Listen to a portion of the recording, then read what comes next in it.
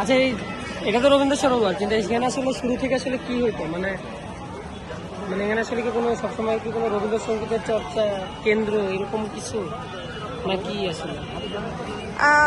Specifically Rabindrasangeet চর্চাই হতো এরকম বলা যায় না অ্যাকচুয়ালি। এইটা আমি যদি আমার ছোটবেলা থেকে চিন্তা করি, যেহেতু আমি এই আশেপাশেই থাকা মানুষ, ছোটবেলা থেকে যদি বলি তাহলে হচ্ছে যে এই জায়গাটাতে কোনো না কোনো একটা অনুষ্ঠান হতো। সেটা রবীন্দ্রসঙ্গীত হতে পারে, নজরুল সঙ্গীত হতে পারে, কিংবা পল্লী সঙ্গীত হতে পারে, যে কোনো কিছু হতে পারে। স্পেসিফিক্যালি রবীন্দ্রসঙ্গীত বলা যায় না। তবে হ্যাঁ, সংস্কৃতির চর্চা হতো, তা তো অবশ্যই। কিন্তু বাঙালি আজকে এতটাই ক্রান্তিকাল চলছে যে বাঙালি আজকে তো সংস্কৃতির চর্চা আর করে কোথায়। মানে চর্চা কেন্দ্রগুলো ধীরে ধীরে যা অবস্থা দাঁড়াচ্ছে হয়তো বা বন্ধ হয়ে যাবে।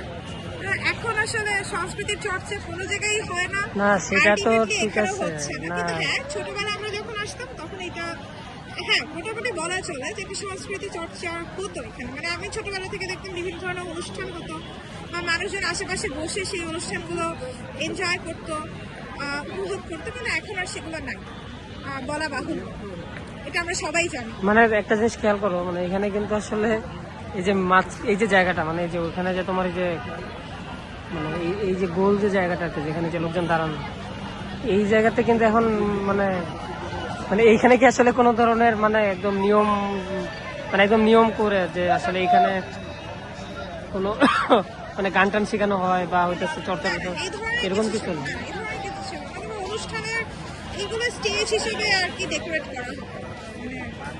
এটা মানে যদি তুমি এটার মানে স্ট্রাকচারটা দেখো তাহলে কিন্তু বুঝাই যে এটা একটা স্টেজ হিসাবে আর কি গণ্য করা যায়। তো ওরকমই ছিল, মানে এখানে বসে গান শেখানো হতো বা এই ধরনের কিছু না। তবে হ্যাঁ, অনুষ্ঠানগুলো এখানে হতো। আমি ছোটবেলা অনেক অনুষ্ঠান এখানে বসে আমাদের স্বর্ণালী সময় পার করেছি ছোটবেলার। কিন্তু এখন ওই যে বললাম, বাঙালিরা এখন আর সংস্কৃতি চর্চা করে না। আজকাল আমরা সংস্কৃতি চর্চাটাই ভুলে গিয়েছি। সংস্কৃতি চর্চা থাকলে এখানে অবশ্যই এখন কোনো অনুষ্ঠান না, দেখতে কিন্তু সংস্কৃতি চর্চা যে একেবারে হইতেছেও না তা কিন্তু না। তুমি কি কারণ মনে করো হচ্ছে সংস্কৃতি চর্চা হচ্ছে? অবশ্যই হইতেছে, একেবারে হারায় যায় না। তার কারণ হইতেছে কিন্তু ওই যে ছায়ানটে কিন্তু এখনো এই যে এবার যে এবার কি গেল 25 ডিসেম্বর গেল না? ও ছায়ানট কি মানে ছায়ানটে আমি আসলে দ্বিধান না, ছায়ানটে তো ডেফিনেটলি নিয়মিত প্রোগ্রাম হইতেছে। প্লাস হচ্ছে আমাদের যে মেইন স্ট্রিম যে বিনোদনের ধারাটা, সেটাতে তো অনেকটা অপসংস্কৃতি ঢুকে গিয়েছে। যে আমরা আমাদের নিজেদের সংস্কৃতি, আমাদের নিজেদের ঐতিহ্য, এগুলোকে খুব একটা যে সম্মান করি সেরকম কিছু না।